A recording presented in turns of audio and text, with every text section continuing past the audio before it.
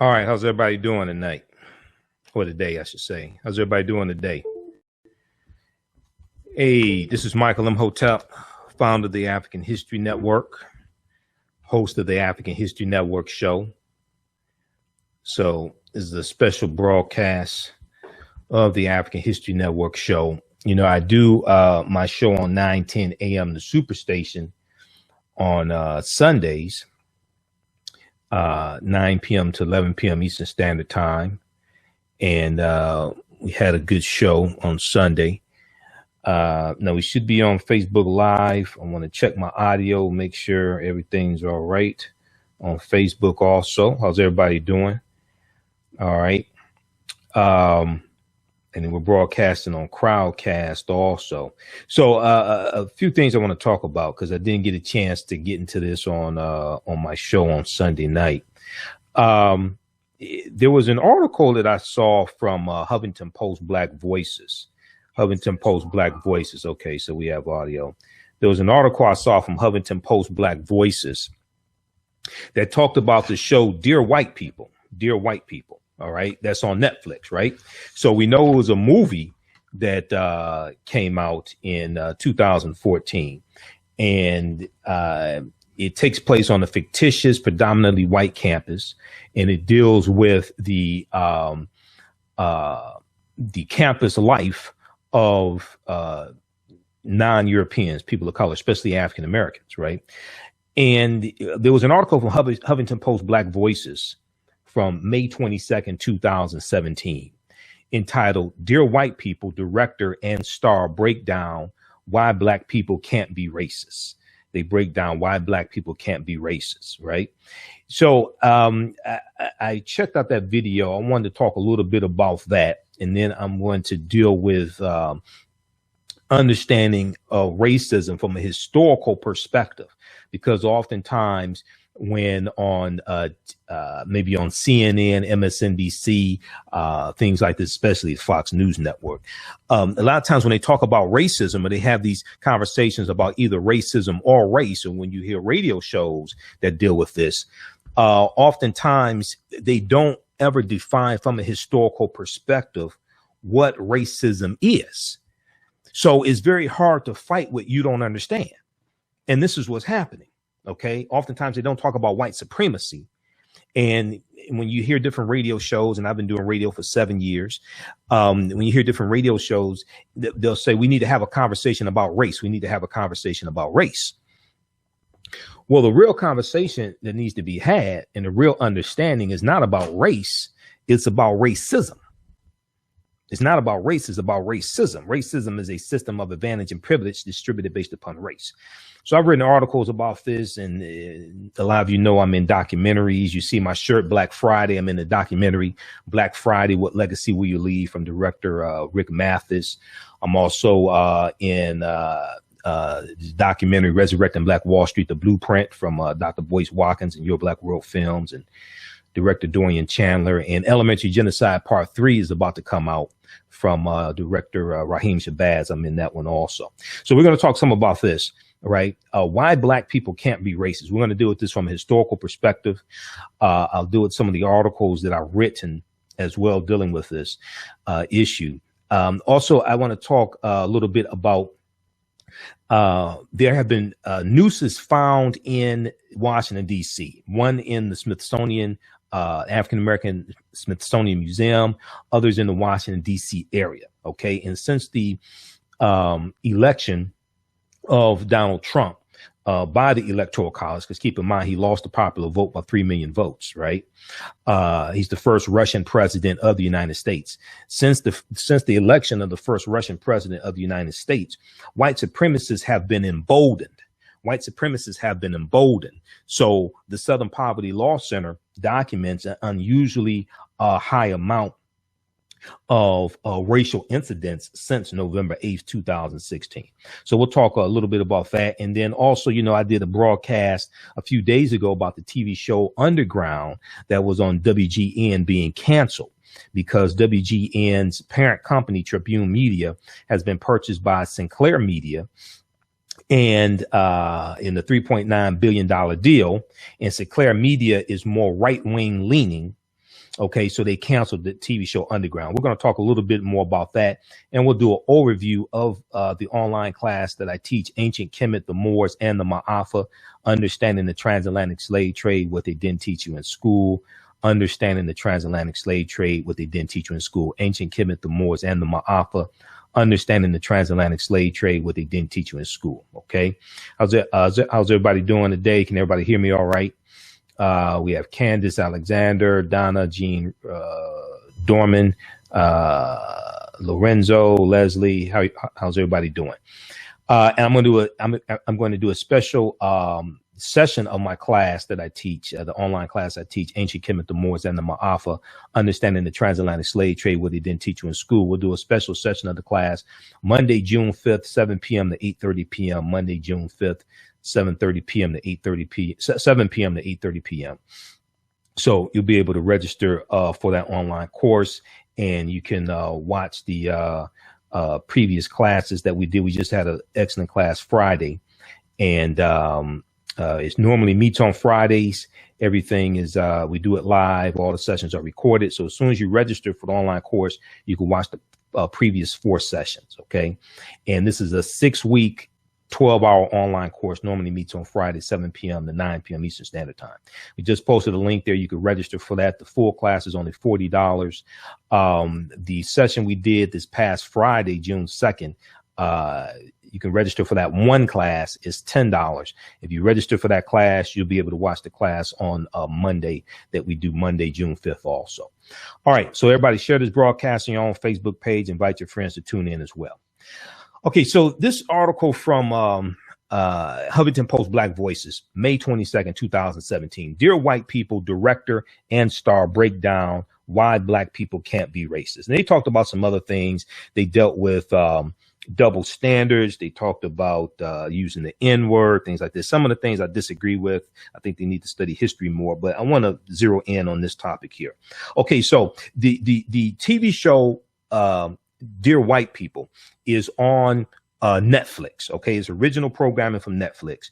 It's an adaptation of the 2014 film by the same name. Now it's directed, the show is directed by Justin Simien.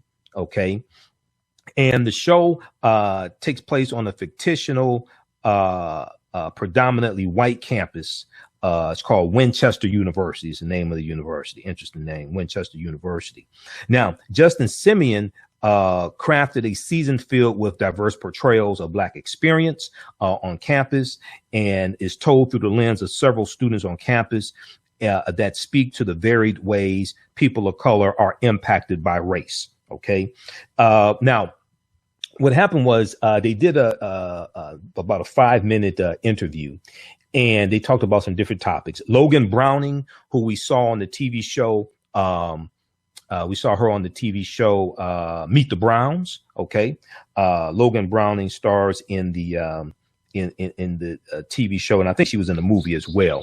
I think she was in the movie also. Dear White People. All right, now, so I'm going to go to this clip here in just a minute. I'm trying to cue it up because I had to restart my browser.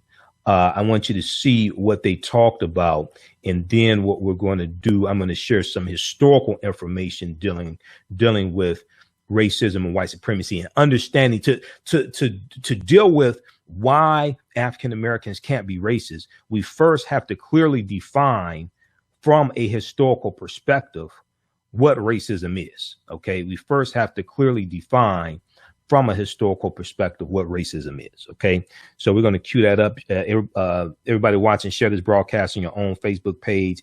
Invite your friends to tune in as well. We'll go to some of your comments here in just a minute. We have Nicole. Nicole said we can't be racist by definition because we don't control the money flow, the lending process, the government, etc. Okay, so let me go to this clip here. Let me see, where are we here? All right, here we go. All right, so let's try to bring this up. I want you to see this here. Great. Reverse racism. When a white person gets their feelings hurt by a joke that a Black person might make about white people. Okay, all right. people got feelings, Logan. They have valid feelings. I understand. Is this a double standard that Black people can be subjugated to racism and white people can't? Right. Well, I mean, I think you have to start by understanding that Black people can't be racist. Black people can be prejudiced. They can be biased, but they can't be racist. And why is that? Tell me. Well, what is racism? Racism is the oppression of a marginalized group in a society that's based on white supremacy. Well, NBD. I'm sorry. Spoiler alert. If you are a white person, then you naturally benefit from white privilege. Anyone can hate somebody because of what race they are, and bigotry is really awful. But the thing is, racism, like you said, it's systemic. It's baked into our society. Yeah. Y'all ain't oppressed. I'm sorry. By the way, it's not as good as it sounds. You don't want to be oppressed. Yeah, why do you want this thing? This thing that's caused us to be murdered. And why do you want this so badly? So, what I guess you're saying, and what I think I'm saying too, is when it comes to racism, there really is no double standard. There is no double standard.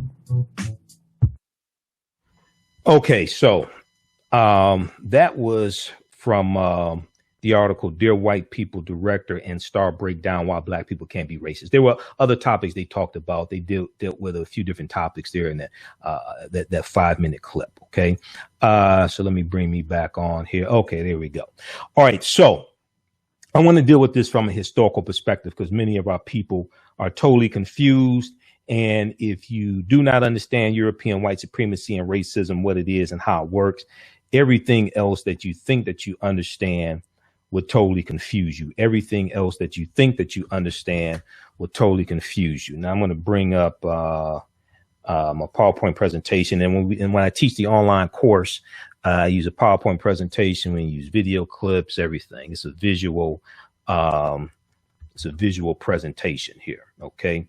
All right. So let me flip over here. All right. How's everybody doing? Let's turn the screen share on. Okay, so that's coming up. All right, so first of all, we have to understand that racism is a system of advantage and privilege distributed based upon race. Racism is a system of advantage and privilege distributed based upon race, okay?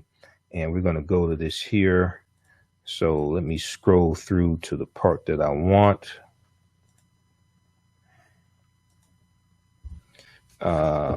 Okay, let's turn this on now. Duplicate. There we go. All right. Let me get to, and I've written articles about this. You can read all of my articles at AfricanHistoryNetwork.com, AfricanHistoryNetwork.com. You can read all of my articles there. Just click on the link on the homepage, read articles by Michael Imhotep. Okay. So we talk about Dr. Francis Cress Welsing. And understanding European white supremacy and racism.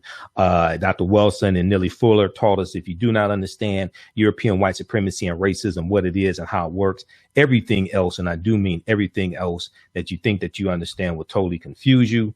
We have to understand racism as it manifests itself throughout the 9 areas of human activity: economics, education, entertainment, labor law, politics, religion, sex, and war. Economics, education, entertainment, labor, law, politics, religion, sex, and war, for the purpose of preserving genetic white survival on a planet that's less than 10% European. You have to understand history to understand this. All right. So let's deal with this briefly here. Okay. All right. If you read pages 3 through 7 of Powernomics by Dr. Claude Anderson, he talks about the origin of the term race and how the term race means group. And the concept of race is going to evolve over a 300-year period of time. OK, over the 16th, 17th and 18th centuries. Over the 16th, 17th and 18th centuries. OK, racism is a power structure. Racism has nothing to do with not liking people. All right.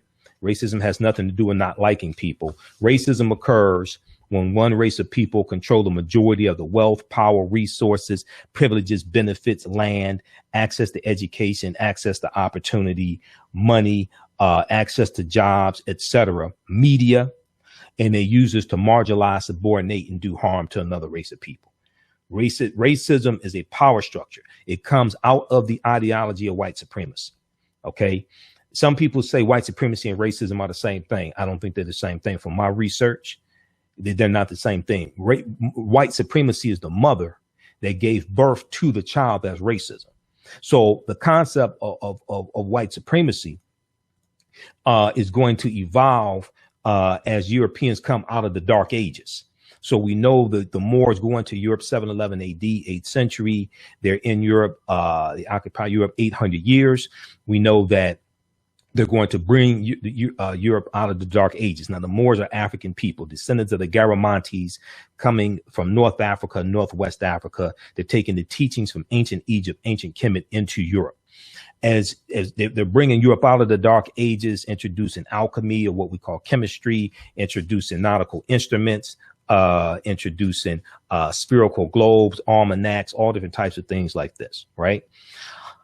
So as Europeans start to circumnavigate the globe, the Moors reintroduce the concept of longitude and latitude. Europeans see that the majority of the world is not European. And now the Moors are going to intermix with the population. The Moors men are going to have sex with white women. And Europeans see that their offspring is no longer white. Okay. And as they start to circumnavigate the globe in the 15th century, we see Prince Henry the Navigator in 1419 sending ships around the west coast of Africa. In 1441, they're going to start picking up African slaves, taking them back to Portugal. OK, we see Columbus in 1482, 10 years before he set sail, August 3rd, 1492, on the Nina, the Pinta, and the Santa Maria. We see Columbus in 1482 sailing around the west coast of Africa and picking up African slaves as well. OK, so you're going to see Europeans, because of their belief in manifest destiny, because they believe that they are superior. You're going to see a rise in European culture. You're going to see cultural imperialism. You're going to see a rise in the European phenotype. As Europeans start to conquer people's lands, we see Columbus, August 3rd, 1492, set sail on the Nina, the Pinta, and the Santa Maria. October 12th, he lands in San Salvador or the Bahamas. We see them start to extract wealth from people's lands, subjugate people, enslave them, etc. And Europe is trying to rebuild itself after having lost 1/4 to 1/3 of their population due to the bubonic plague, which hits Europe in spurts, the Black Death, 1347 to 1400. Europe loses between 25 million to 75 million people, between 1/4 to 1/3 of their population. So what's going to happen is that because of things like manifest destiny, because they think that their God gives them the right to go to other people's lands, conquer their lands, steal their wealth, etc. You're going to have things like the doctrine of discovery of 1452, the papal bulls of 1455, where the Pope tells Spain and Portugal, you good Christian nations, stop fighting amongst yourselves. I order you to reduce to servitude all infidel people. You're going to have the Treaty of Tordesillas of June of 1494. Where the Pope divides the non-Christian world between Spain and Portugal and sends them out, Spain and Portugal, to conquer the non-Christian world, because Spain and Portugal, the Portuguese were the first ones involved in the transatlantic slave trade. They're going to dominate for the first 200 years, from about 1440 to 1640. The Spanish were quickly behind them, and Columbus, on his 4 voyages, going into Central America, South America, and the Caribbean, going into what we call Jamaica and Haiti and Puerto Rico and Cuba and Panama and Honduras, things like this, opening up the so-called New World to other European nations that come in. Europeans are fighting one another over this land.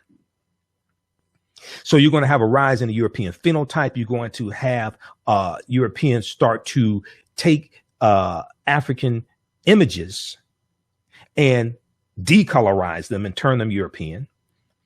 We see this with the Jesus, with Jesus and Mary, because the letter J didn't even exist in 1630 AD.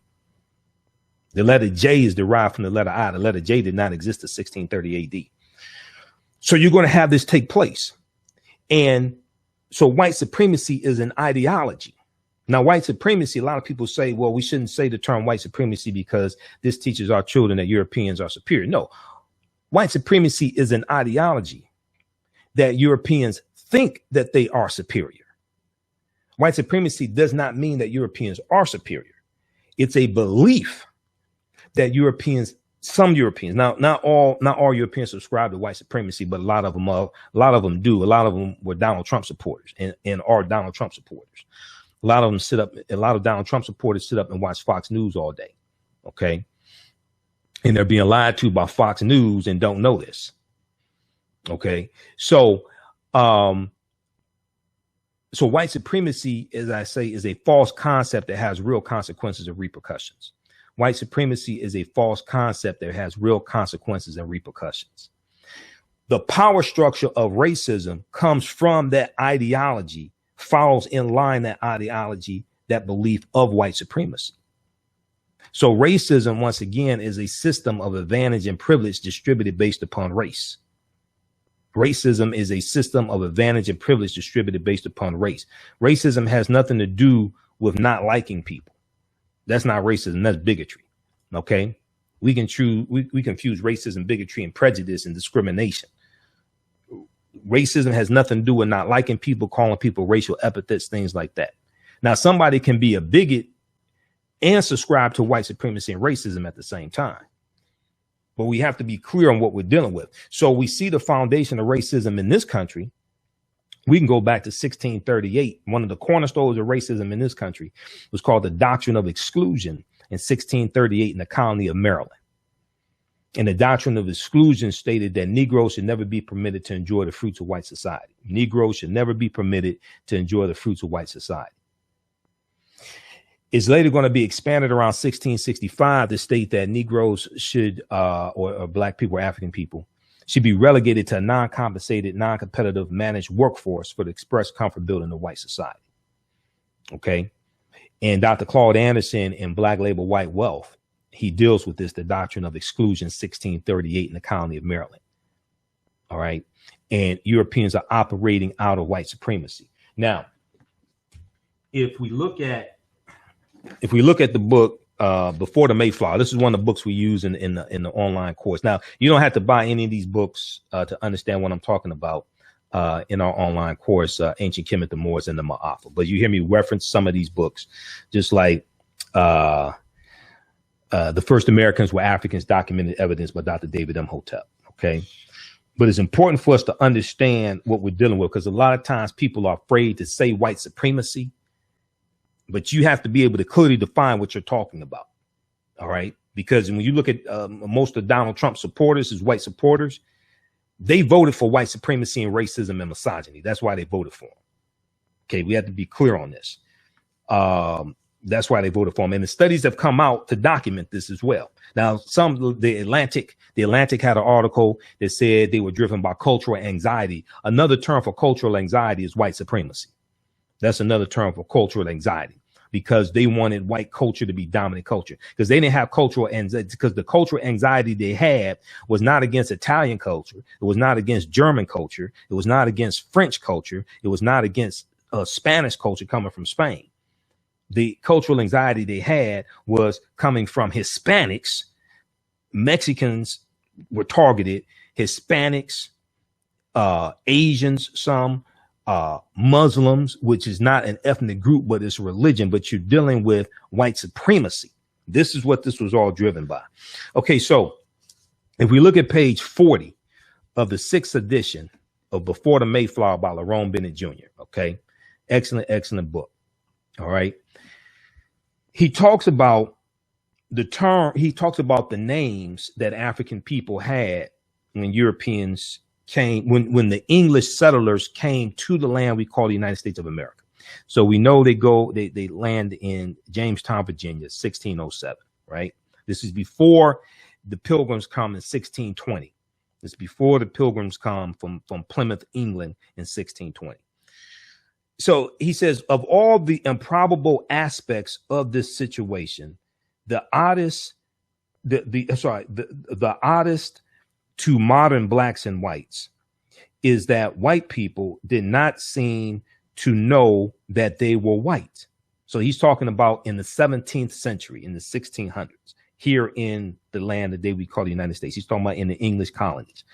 White people did not seem to know that they were white. He said it appears from surviving evidence that the first white colonists had no concept of themselves as white people, because historically they weren't considered, they did not classify themselves as white. Okay, this is going to come later on.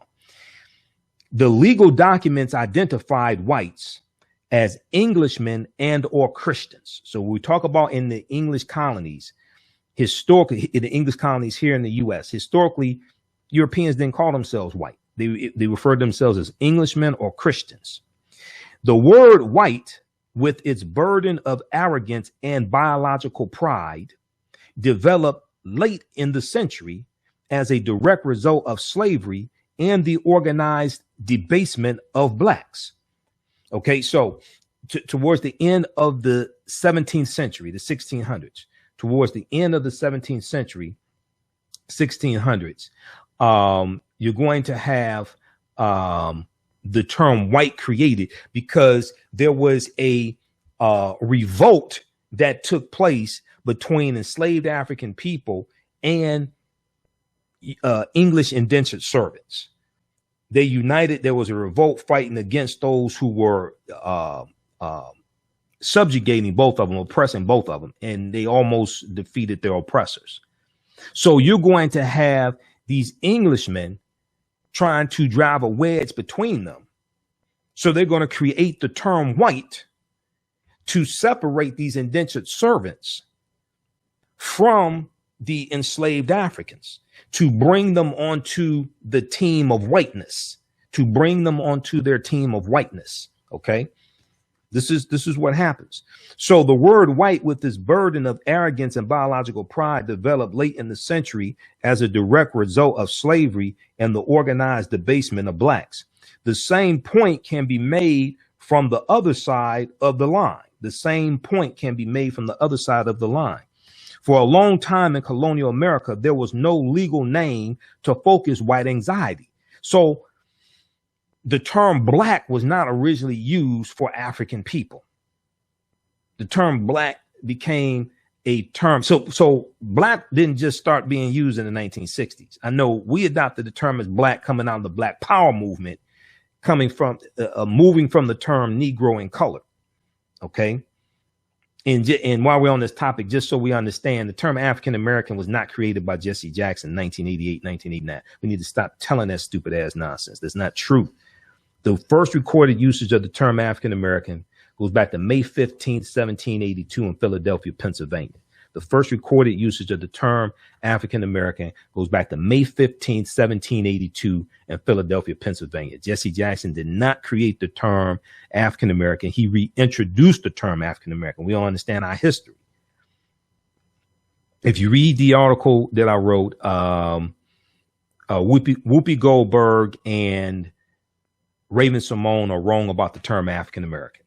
You read that article, Whoopi Goldberg and Raven Simone are wrong about the term African American. You can read all my articles at yourblackworld.net. You read that article. I deal with the history of the term African American going back to May 15, 1782 in Philadelphia, Pennsylvania. The term Afro American goes back to the 1830s. That didn't start in the 1960s, because the first civil rights organization was the Afro American League, founded in 1892. The National Afro American Council. That National Afro-American League, 1892, National Afro-American League, 1892. Then in 1898, you're going to have the Afro-American Council, founded by Bishop Alexander Walters and T. Thomas Fortune. Okay. And you're going to have the Afro-American newspaper, founded in Baltimore in around 1882. Okay. So the term Afro-American did not start in the 1960s. We have to study our history. All right. Now, for a long time, once again, page 40 of Before the Mayflower by Lerone Bennett Jr. Okay. Page 40. This is the sixth edition. If you have a later edition, maybe a different page, but it's in the chapter called, it's in the first chapter. I think this is the first chapter. It's in the second chapter. Second chapter is called Before the Mayflower. For a long time in colonial America, there was no legal name to focus white anxiety. Okay. The first blacks were called blackamoors, Moors, Negers, Negers, and Nagars, Negars, Nagars, coming from Inger, Negus, Negusti, Nagar. These were symbols. These were titles of nobility. Okay, Negusti, Negas, Negus, things like this. These are Ethiopian terms, but these are terms of nobility. They get corrupted when they get dropped into European language. They get corrupted with the Spanish and the Portuguese, things like this. And these are going to become terms that are going to be put on the Moors once they're conquered. So when you study the work from Dr. Jose Pimenta Bay, who's one of our baddest scholars dealing with the history of the Moors, Dr. Jose Pimenta Bay, he has an essay in the book Golden Age of the Moor, which is edited by Dr. Ivan Van Sertima. And here we go. Here's my copy of the book right here. Golden Age of the Moor. Get this book, Golden Age of the Moor, edited by Dr. Ivan Van Sertima. Okay. So Dr. Jose Pimenta Bay has an essay in this book. But what you're going to find is that so you're going to find that when the Moors are conquered, especially in Spain, the term negro is going to be put on them to signify that they have been conquered. And some of them are going to be enslaved also. All right. So the first blacks were called blackamoors, Moors, Nagars, Negers, Negers, and Nagars, Negars. The word Negro or Negro, Negro, a Spanish and Portuguese term for black, did not come into general use in Virginia until the latter part of the century. So they're talking about the latter part of the 17th century, the latter part of the 1600s. All right. The terms used for what we call collectively African people were the terms that were being used were blackamoors, Moors, Negers, and Nagars. These were common terms. All right. And these were the for those who were being enslaved, things like this. These were terms that were being used for them. OK, let's see. As he continues, we'll continue with the next paragraph here. A similar course of development was roughly characteristic of New York when the black settlement preceded the English and the name New York. Where the black settlement preceded the English and the name New York. There are records from 1626 identifying 11 blacks, about 5% of the non-Indian population, who were servants of the Dutch West Indian Company. So Europeans are going to organize themselves into slave trading companies that are going to be financed by royalty, financed by Europeans with wealth and power. One of them was the Dutch West Indian Company. Okay. The 11 pioneers were males. Responding to the pleas of these males, the Dutch imported 3 women identified as Angolans in 1628. So check this out. Before the Mayflower by Lerone Bennett Jr., pages 40 and 41 of the 6th edition. Okay. Now, if we get a better understanding of this, we're dealing with understanding racism as a system of advantage and privilege distributed based upon race. Okay. And why African Americans cannot be racist. Okay. Why African people cannot be racist. All right. So let's continue here. We're going to talk about Hannibal in Monday's class. This is one of the things we're going to talk about in Monday's class. We talk about Hannibal Barca and the Battle of Cannae in 216 BC. Okay, so be sure to register for the course. We'll deal with that. We're going to talk about some other things also, some things I could not get to in Monday's class. All right, I want to go to this clip here. This is a video that I put together called White Racism versus Black Racism. Most people are confused about what racism is. I wrote an article about this also. But very quickly, when you deal with the stratification of humanity into races, you're going to deal with people like Dr. Johann Friedrich Blumenbach, and Dr. Carl von Linnaeus. Now, Dr. Joy DeGruy talks about them in post-traumatic slave syndrome, which is one of the books we use also. You don't have to buy any of these books to follow along in the course to understand anything like this, but these are good books to have for your personal library, because every African-American home has to have an education center.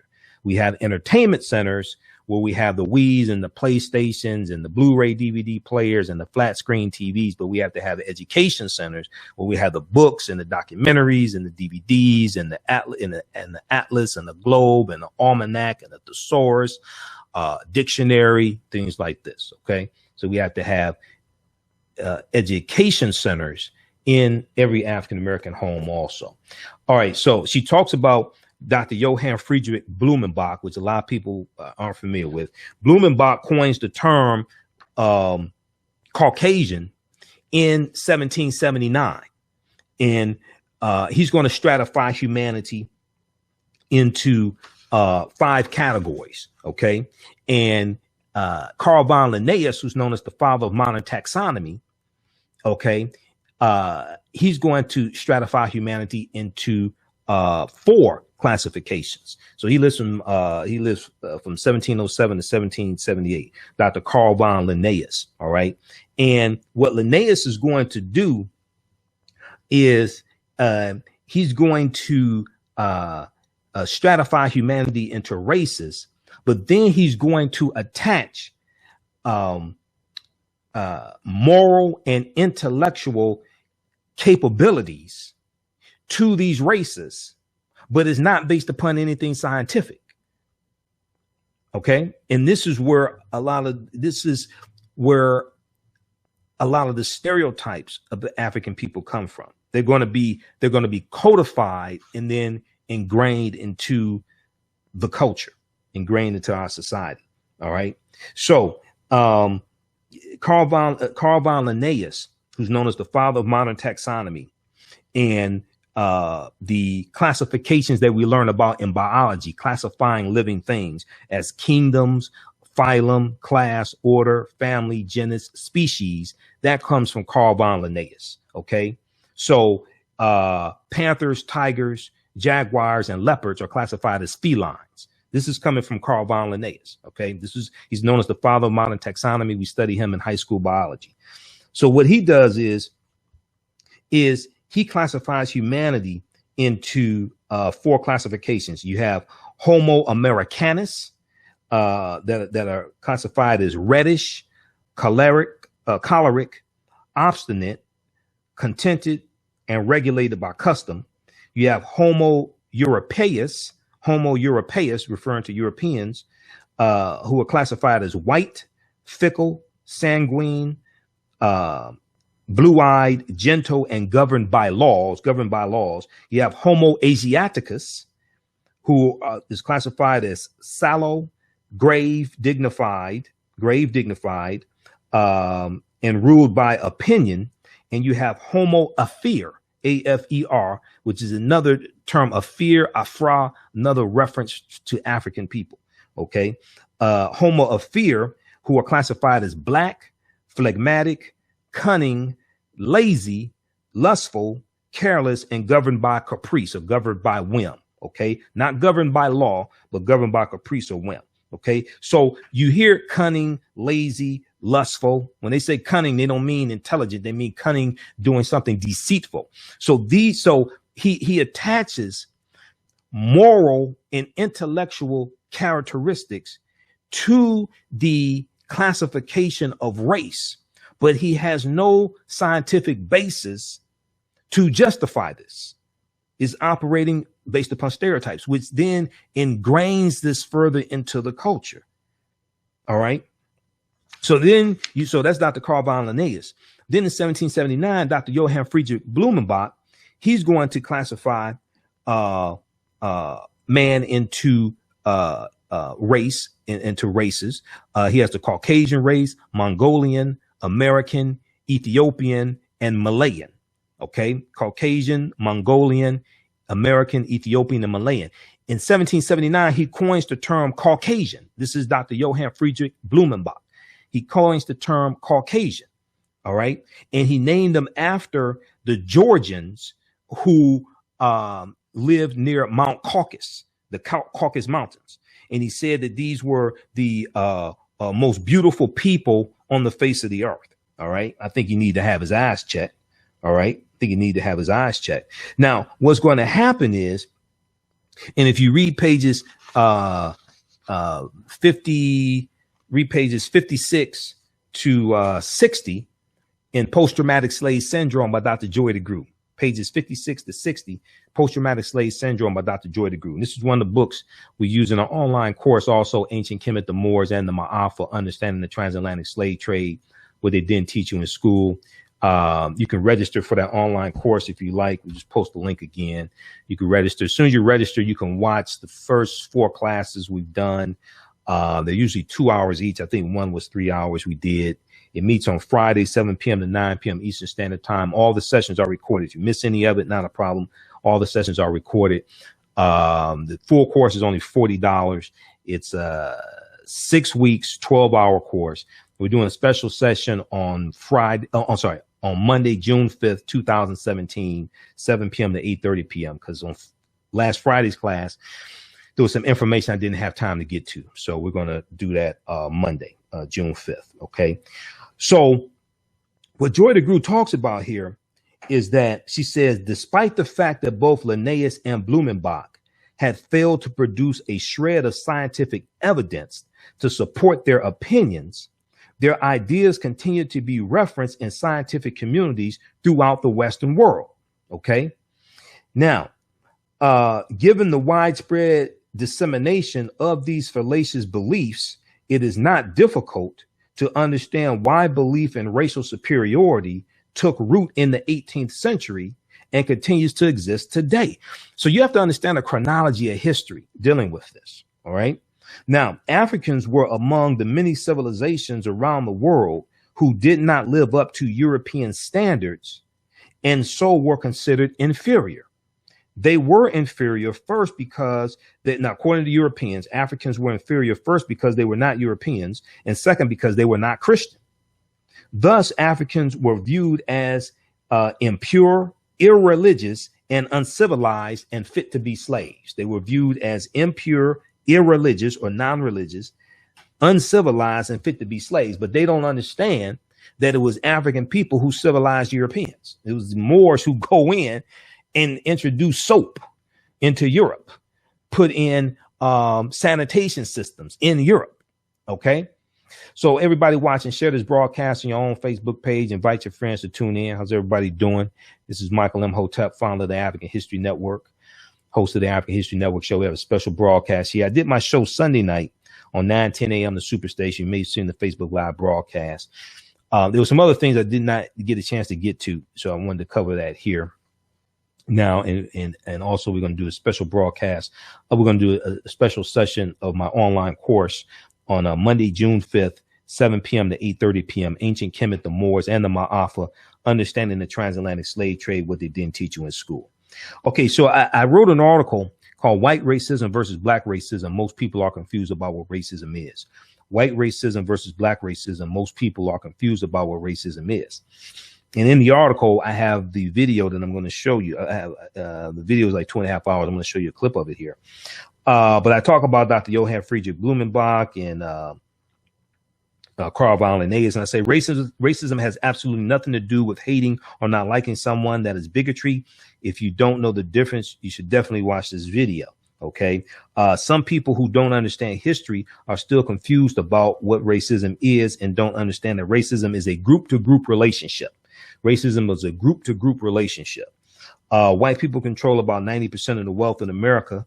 And as Tavis Smiley discussed in his new book, The Covenant with Black America 10 Years Later, on page 177, African Americans control only 1.2% of the wealth in America.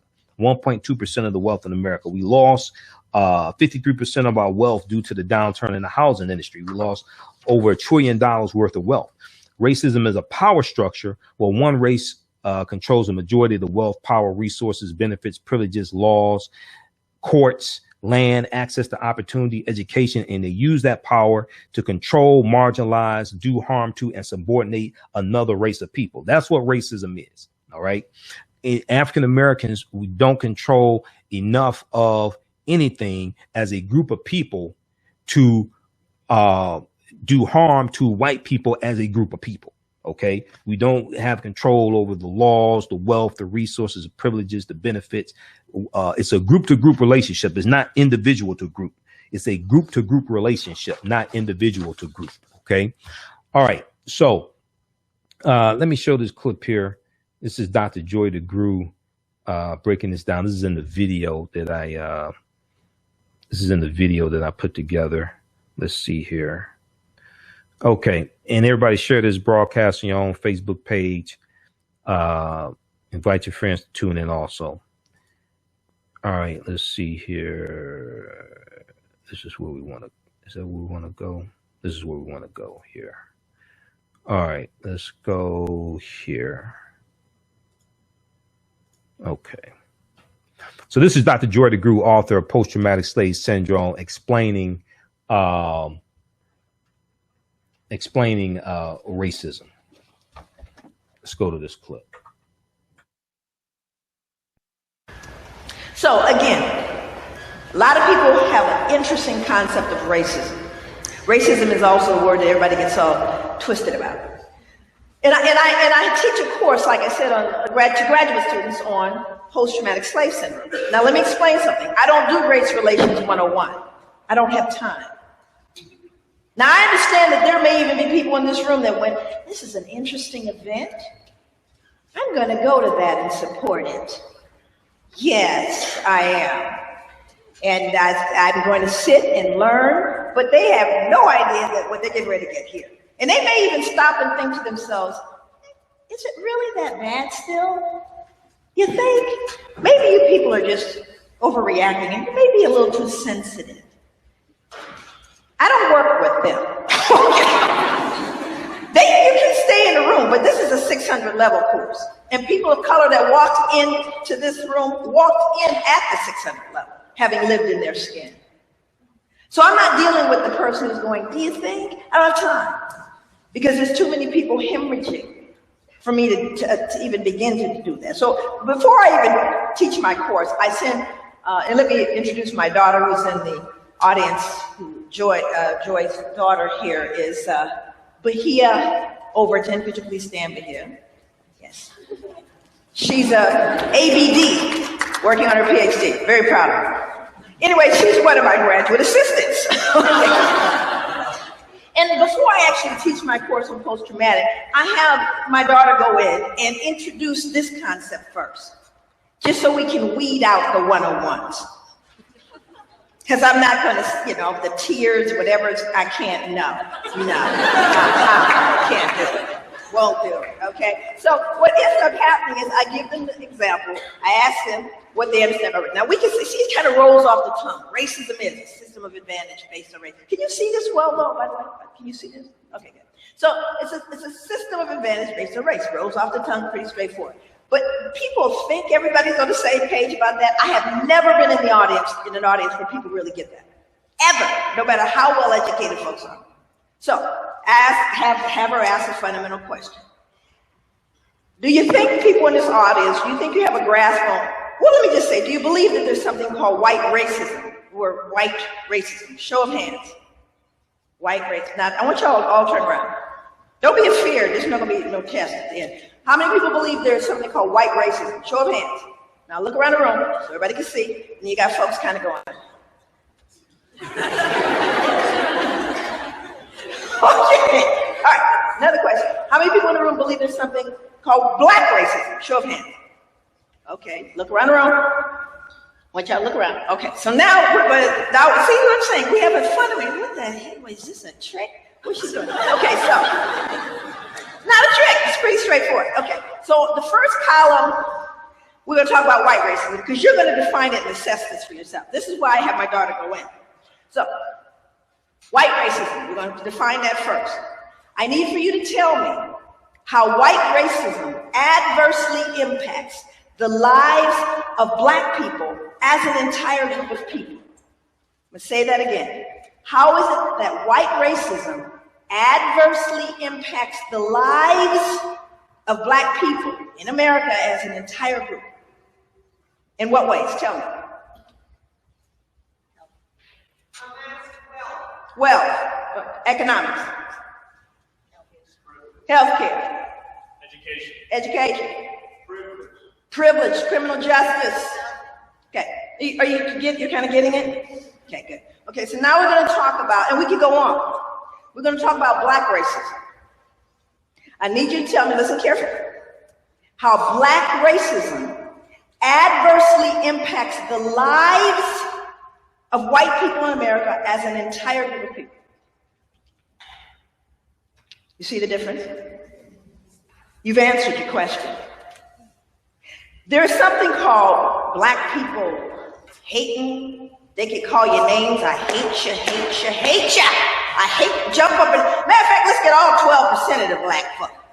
I think they say there's 13% of us now. Let's get all 13% of us hating white people. You still get the loan. You still get the house. You still get, are you following me? So you might have Black people that hate white people. You may have Black people that maybe affect a white person. But racism not only implies I don't like it, but I have the power to impact you as an entire group. That's the difference. Now at this point I have folks going, what is she trying to say? I'm just telling you what it is. It's not personal, but it is true. Okay. So we have to get, and usually by the next class, we know who's going to stay in the class. See what I'm saying? So the very first fundamental contradiction that occurred was the Constitution itself, was a whole notion of freedom and democracy that at the same time coexisted with the genocide of Native Americans, people, Indian people, and the enslavement of African people. I mean. All right. So that was that's an excerpt of Dr. Joy DeGruy. And that's in the video I put together. It's in the article. If you read the article that I wrote, white racism versus Black racism, most people are confused about what racism is. It's in that article. Okay. And that's on YouTube. So go to AfricanHistoryNetwork.com, AfricanHistoryNetwork.com. You can read all my articles there. Right on the homepage, click on the link, read articles by Michael Imhotep. And you just search for that article, white racism versus Black racism. Most people are confused about what racism is. And what I'll do is on the thread here of the Facebook Live broadcast, I'll post the link to the article because it's on yourblackworld.net. I got to get my own website. I got to get my other website back up, because I had them all on my platform, my articles, but that website went down. I gotta get that back up. Well, we just posted that link there. Okay. So people should understand now the difference, because oftentimes when these discussions take place in mainstream media, racism is never defined from a historical perspective. We have to be clear about what we're talking about. And this all comes about to preserve genetic white survival on a planet that's less than 10% European. We have to be very clear about this. Okay. This is all designed to preserve genetic white survival on a planet that's less than 10% European. So in the article, I say African Americans as a group do not control enough of anything to negatively impact the lives of Europeans as a group or an entire race of people. To be racist, you first have to belong to the race that controls the majority of the advantages and privileges. To be racist, you first have to belong to the race that controls the majority of the advantages and privileges. And what you're going to find is that the brunt of racism is directed toward the male of the species, the male of the race. The brunt of racism is directed toward the male of the race. Now, the race that has the highest concentrations of melanin, they get the most racism directed towards them. They feel the brunt of it. It's directed toward the males of that species more so. The reason why is because it's the males that impose sex. It's the males that impose sex. This is why when you study the history of lynchings in this country, the majority of African Americans who were lynched were African American men. Yes, they're going to have be some African American women who are lynched, but this is a very small percentage. The majority were African American men because it's the male that imposes sex. And when you're trying to preserve genetic white survival, and you saw for 800 years the Moors intermixing with the European population, darkening the European population. This is why the Portuguese and Spaniards had a darker complexion. This is why the Italians had a darker complexion. This is why the Sicilians and those in Crete had a darker complexion. But those in England tended to be whiter, because England was further away from North Africa, and the Moors are going in from Morocco and Mauritania, going in from Northwest Africa, things like this. So Spain, Portugal, they're much closer in proximity to Africa. It's right above North Mauritania, Morocco, right above that area. Okay, England is further into Europe, further away from. So you're going to see that the complexion in England is whiter.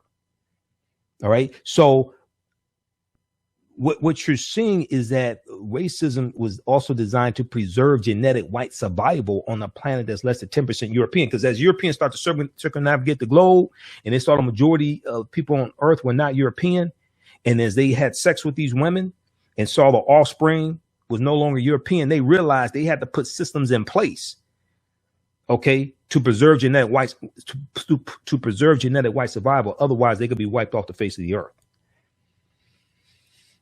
Okay, so it's important for us to understand this because most of our people don't. And as Dr. Frances Cress Welsing, who I've interviewed 3 times, unfortunately, she made her transition January 2nd, 2016, wrote an article about that as well. But you can listen to the interviews I've done with all these scholars. We have 749 podcasted episodes. Go to AfricanHistoryNetwork.com, AfricanHistoryNetwork.com. So it's important to understand this. Now, when we deal with white privilege, I wrote an article about a video of Dr. Joy DeGruy. It's called "Dr. Joy DeGruy Explains How White Privilege Raised Its Ugly Head in a Trip to the Grocery Store." Dr. Joy DeGruy explains how white privilege raised its ugly head in a trip to the grocery store. Okay. And very quickly in here, when we talk about white privilege, because a lot of Europeans don't want to talk about white privilege, and all Europeans don't subscribe to white supremacy, but a lot of them do, either consciously or subconsciously. A lot of them do consciously or subconsciously. Okay. Wesley College professor Peggy McIntosh explains white privilege, and she says, quote, "Privilege exists when one group has something of value that is denied to others simply because of the groups they belong to, rather than because of anything they've done or failed to do." Okay, white privilege is basically unearned privileges. This is what white privilege is, basically unearned privileges. Access to privilege doesn't determine one's outcomes, but it is definitely an asset that makes it more likely that whatever talent, ability, and aspirations a person with privilege has will result in something positive for them. Okay. Access to privilege doesn't determine one's outcomes, but it is definitely an asset that makes it more likely that whatever talent, ability, and aspirations a person with privilege has will result in something positive for them. Okay. So another way to look at white privilege is basically unearned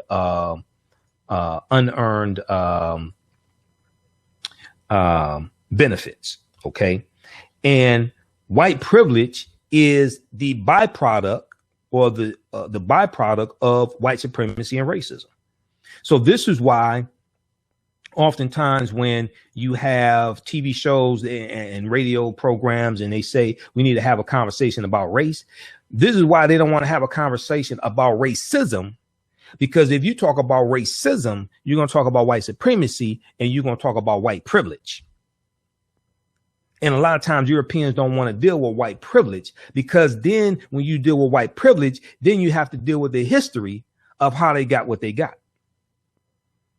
Okay. And it ain't because they worked hard. I'm not saying you didn't have Europeans who worked hard, but if working hard was the common denominator for success in this country, then African people will be the most successful people in this country, because who worked harder than a slave? Who worked harder than somebody on the convict leasing system? Who worked harder than a sharecropper?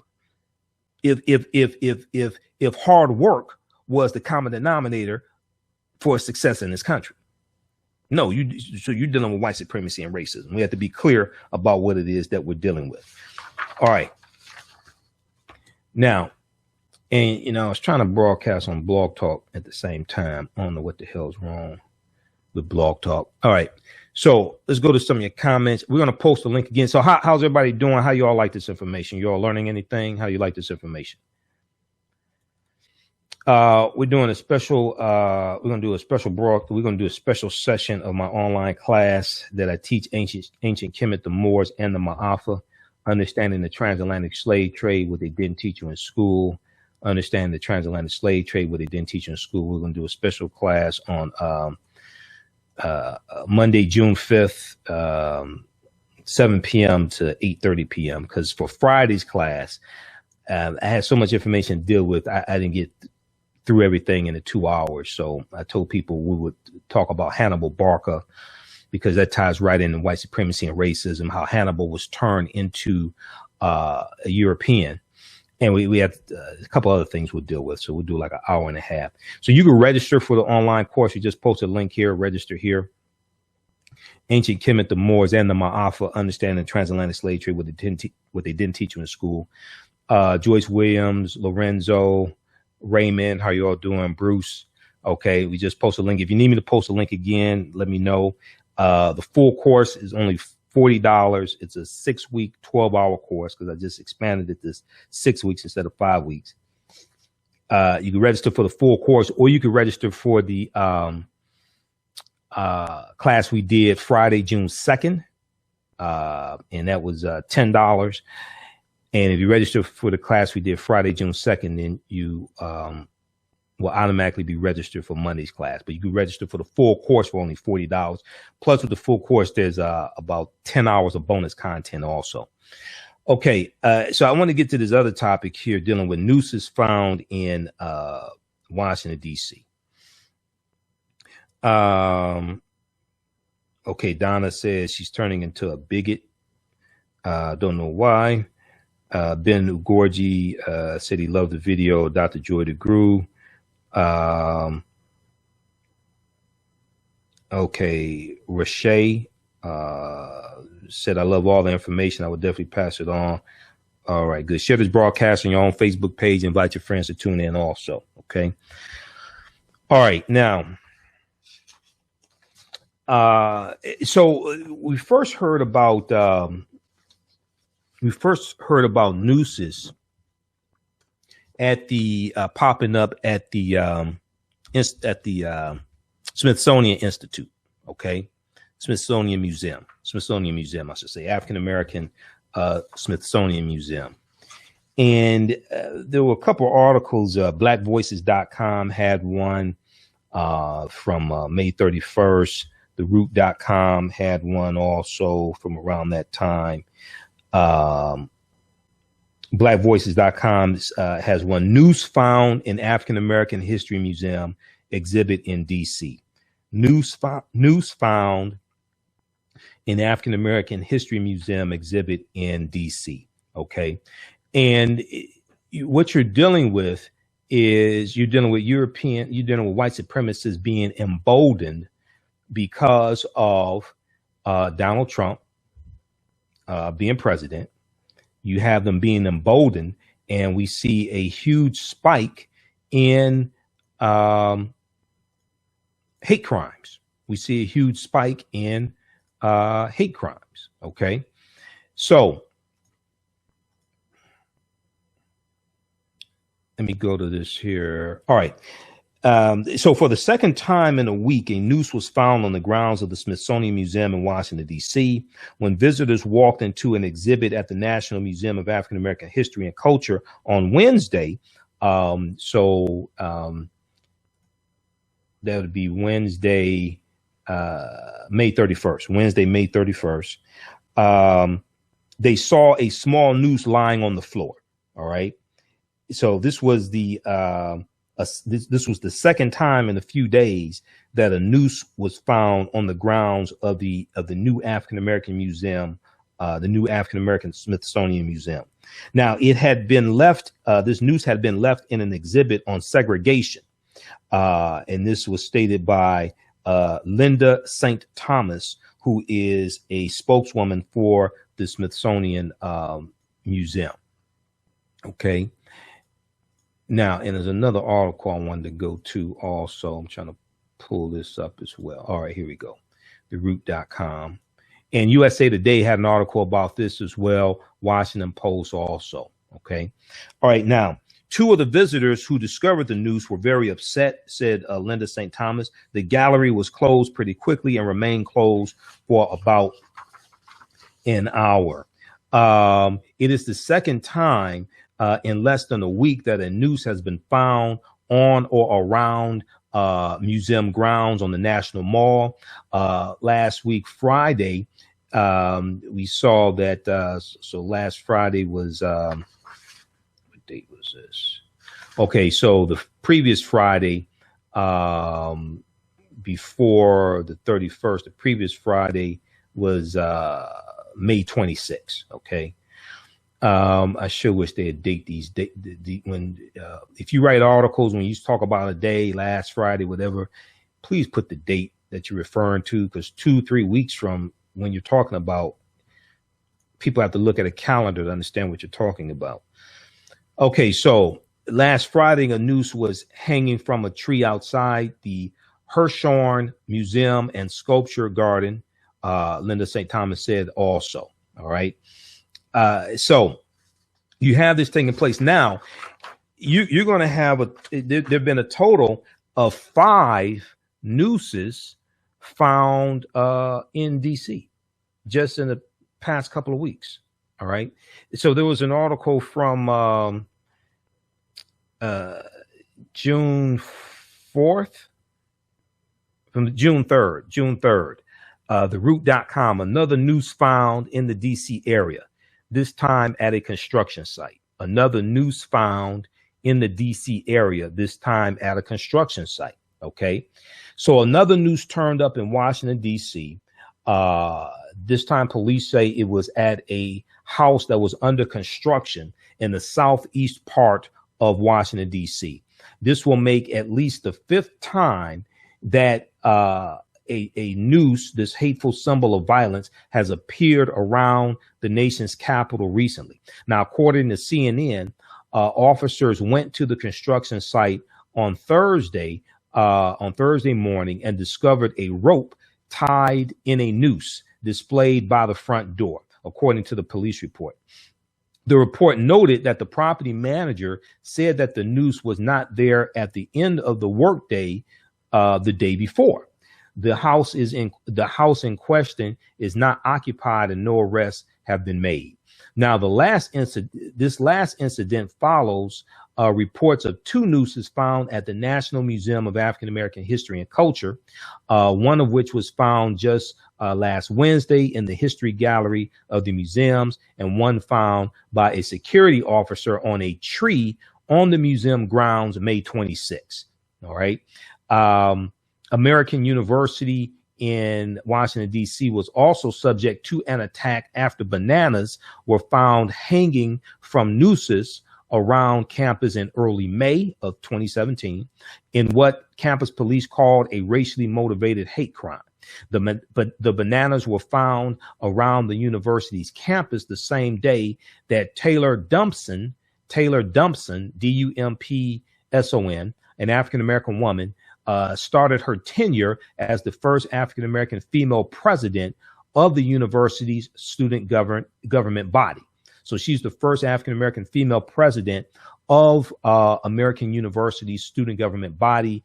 And it just so happens that that same day that she started her tenure as student body president, nooses were found, nooses with bananas hanging from them were found on campus.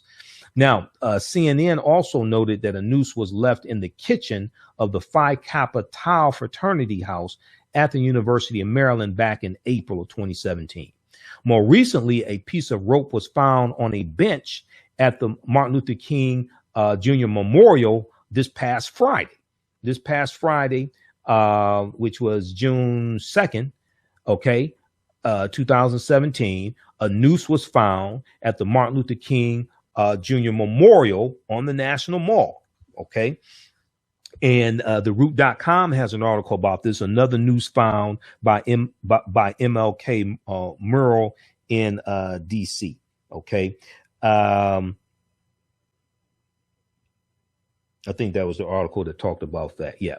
Now, it is not clear who these cowards are and if they think these outbursts are funny, but the nooses have been widely condemned by local officials. What's interesting is I don't think Donald Trump has commented on this at all. Correct me if I'm wrong. If he did, post your article. As of June 5th, I don't think Donald Trump has commented on this at all. Now, he should know about this because this is taking place in Washington, D.C. Donald Trump should know about this because this is taking place in Washington, D.C. Okay. And he hasn't commented about this at all. I find that very interesting. You know, probably if these are white, these are Europeans doing this, they probably voted for Donald Trump. If they're registered to vote, if they can vote, okay, they probably voted for Donald Trump.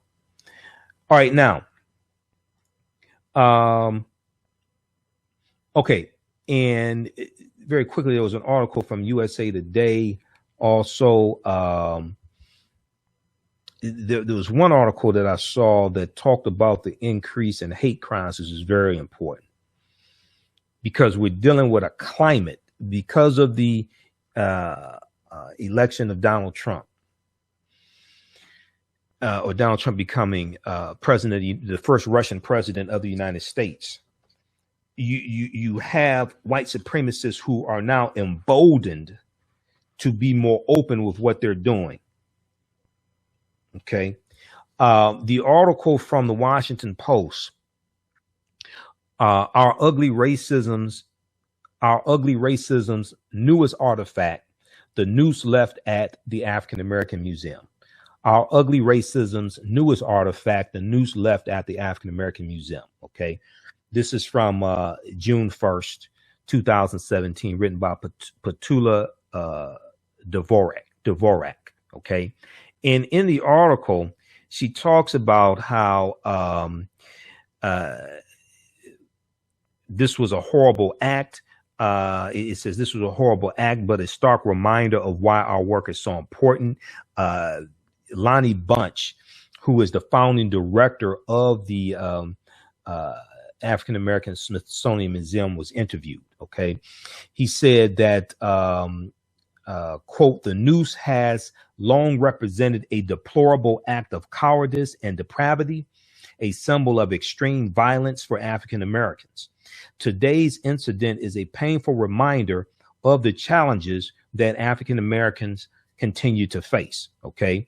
And this was, I think, referring to the first noose. This is going back to Wednesday, May 31st. All right. So he says this was a horrible act, but a stark reminder of why our work is so important.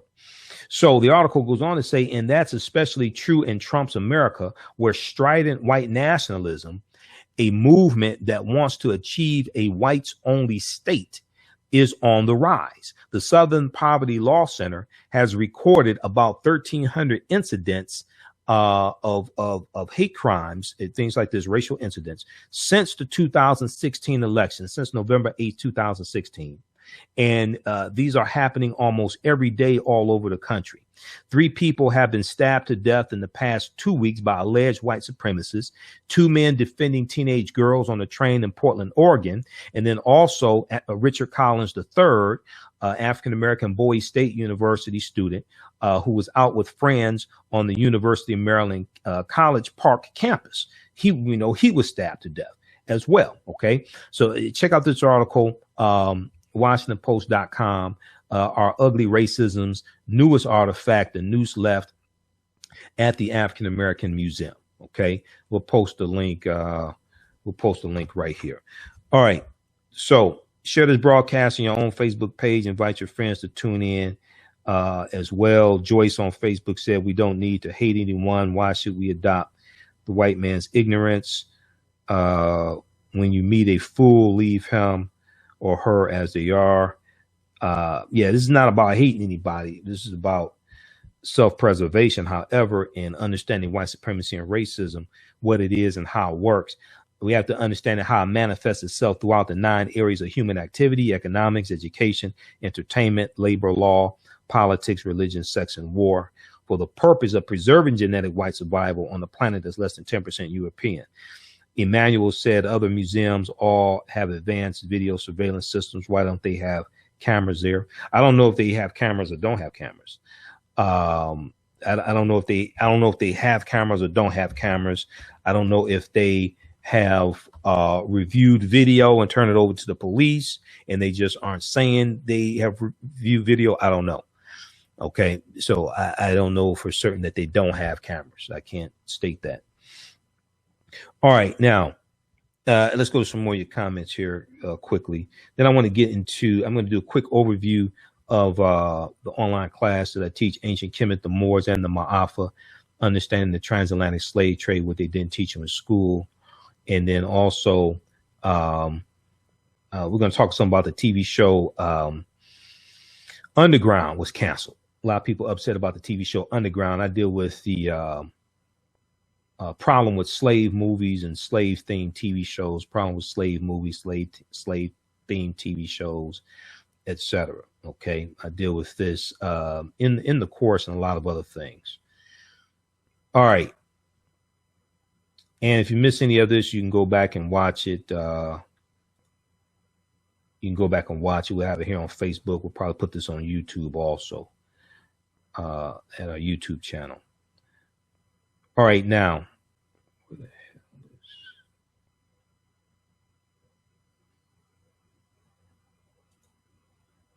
Okay, so let's continue here. Tia Randolph on Facebook said, fear is the goal. The fear that lynching will return and never stop. Do you think giving it press is a help, or giving the group doing it what they want? No, we have to be aware. A lot of our people are not aware that this is going on. If you're not aware of it, you can't fight against it and protect yourself.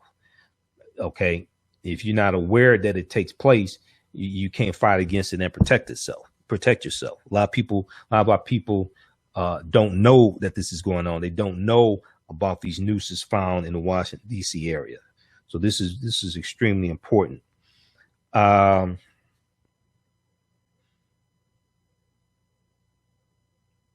Okay.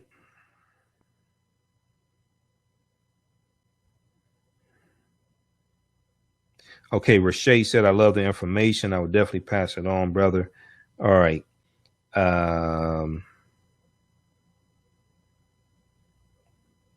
Avion, what is it that you're asking that I referenced? Okay. So let's continue here. All right. So, let me bring this up here. In the online course that I teach, Ancient Kemet, the Moors, and the Maafa, understanding the transatlantic slave trade, what they didn't teach you in school, we deal with thousands of years of African history and African American history. And when we deal with the transatlantic slave trade, we can't deal with it episodically as an episode in history. We have to deal with it chronologically. Okay. And this is one of the things we deal with. We deal with it chronologically. The transatlantic slave trade did not happen in a vacuum. It was the result of a sequence of historical events that took place, and they lead up to the transatlantic slave trade happening. Okay. And first of all, we deal with the African presence in this country going back at least 51,700 years. Okay. Going back at least 51,700 years. If we look at the work from Dr. David Imhotep, the first Americans were Africans, documented evidence. If you don't have this book, you definitely want to get it. The first Americans were Africans, documented evidence. Dr. David Imhotep deals with the African presence in this country going back at least 51,700 years ago. at least 51,700 years ago. Dr. Albert Goodyear, who's an archaeologist at the University of South Carolina, made a major discovery in 2004, okay, in Allendale County, South Carolina. On page 14 of his book, Dr. David Imhotep deals with this. This is what they found at a campsite in Allendale County, South Carolina. They found evidence of an African presence that dates back 51,700 years ago.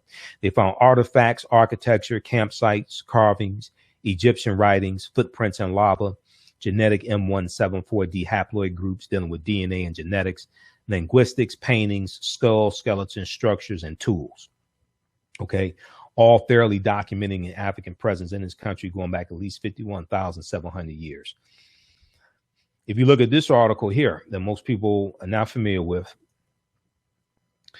November 18th, 2004, ScienceDaily.com, which is a scientific journal, scientific website, ScienceDaily.com. This deals with an African presence going back 50,000, at least 50,000 years ago. Here's a synopsis of this article. Name of the article is New Evidence Puts Man in North America 50,000 years ago. New evidence puts man in North America 50,000 years ago.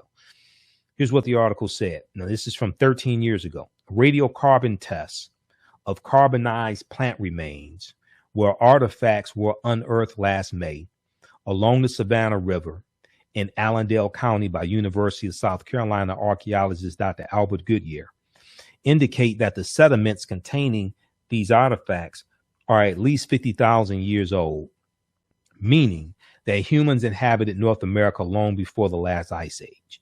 Okay. Containing these artifacts are at least 50,000 years old, meaning that humans inhabited North America long before the last ice age. All right. Now, a lot of our people don't know this. Now, these were African people. The Khoisan have the oldest DNA on the planet. They come from Southern Africa. The Khoisan are the ancestors to the Ainu and the Twa. The Twa in archaeology and anthropology are derisively called pygmies. Okay. So when you read Dr. David Imhotep's book, The First Americans Were Africans, Documented Evidence, he talks about the Khoisan in there. The Khoisan have the oldest DNA on the planet, and they go all around the world also. All right. So when I teach this course, we deal with history chronologically. We deal with the African presence in this country going back at least 51,700 years ago. We deal with ancient Kemet and Ta-Nehisi, Nubia, Abyssinia, Ethiopia, or Kush, the region called Kush. We deal with Africans coming to this land as well. We deal with also the Folsom people. We talk some about the Folsom people. Folsom, Arizona is named after them. They come here going back about 15,000, 16,000 years ago. But indigenous African people who were already here, and when you have mounds, you have the pyramid mounds that were built. There are about 1 million mounds in North America built by these African people. You have Asians who come here around 3000 BC. And the Africans who are already here and the Asians, they're going to intermix, and their offspring are who we call Native Americans. Their offspring are who we call Native Americans. Okay. And this is why, and what's going to happen is that a lot of indigenous African groups that were already here, a lot of them are going to get reclassified by European settlers as Native Americans. So if you don't know what you're looking for, then you don't understand this. Okay. One of them were the Algonquins. Dr. David Imhotep, he talks about the Algonquins in his book. And one of the things he talks about in his book, First Americans Were Africans, Documented Evidence, is one of the books we use in the course also. You don't have to buy any of these books to understand what we're talking about, but it's good for reference. We use these for reference so you understand where this information is coming from. So one of the things he talks about in here is how Captain John Smith in Jamestown, Virginia, Captain John Smith said he was captured by a group of Black Indians. Okay. And if we go to this here, see if I can find it here. Thought I had it bookmarked.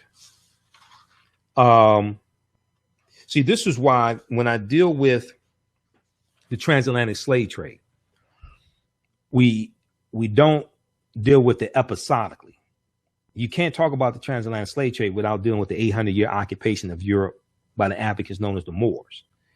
And this is why I have a problem with the slave-themed TV shows and slave-themed movies, because they don't ever talk about the African presence in this country going back at least 51,700 years ago. And they don't deal with the fact that this was our land stolen from us. This was our land stolen from us. We were here before Europeans came into existence. Yeah, this is live. Who asked, is this live? This is live. Anthony Adams, this is live. Okay, Anthony, we do some rebroadcasts because there's a lot of work to do these broadcasts. People don't understand, but this is live. So we got Joyce Williams. Paul Wallace said, love the history lesson. My children can't believe it. Tell them history is often hidden. Anthony Adams asks, is this live or Memorex? This is live. Now we're going to rebroadcast this, but even when I do my rebroadcast, I'm there, you know, and I'm posting comments so you can still ask questions. Okay, so page 65 of The First Americans Were Africans, Documented Evidence by Dr. David Imhotep. Page 65. We're going to go to this here.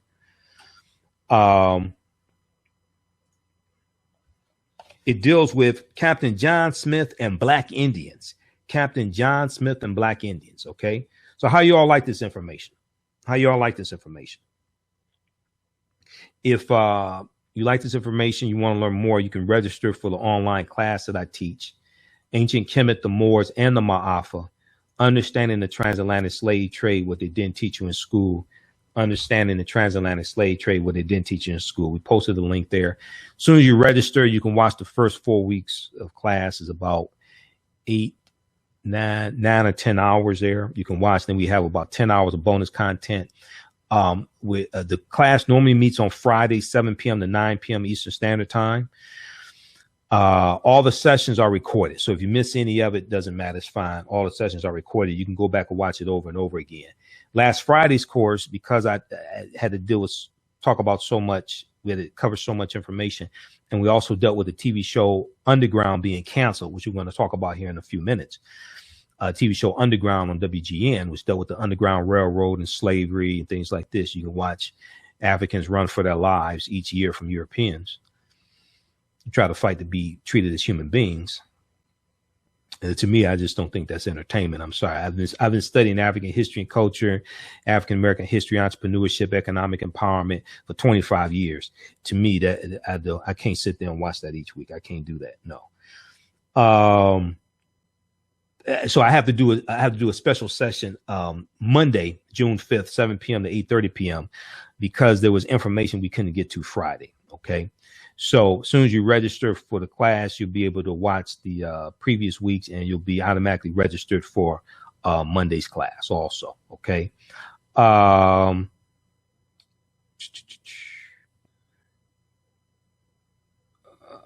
Zara Berry said, yes, Abu Bakr II was here before Europeans. Well, Abu Bakr II goes into South America in 1312 AD. South America, 1312 AD. Okay. Very quickly here, on page 65 of The First Americans Were Africans, Documented Evidence, he talks about DNA, deoxyribonucleic acid. That's what DNA stands for, deoxyribonucleic acid. He talks about the short-statured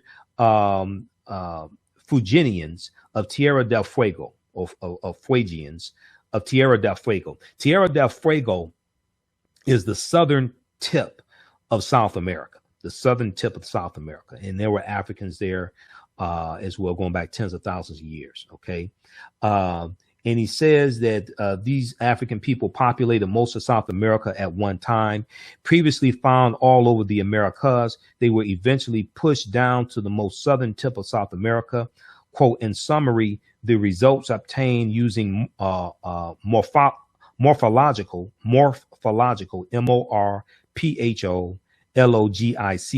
morphological and molecular data find that the Fuegian populations are distinct from the rest of Amerins or American Indians, Amerins, AMRINDS, end quote.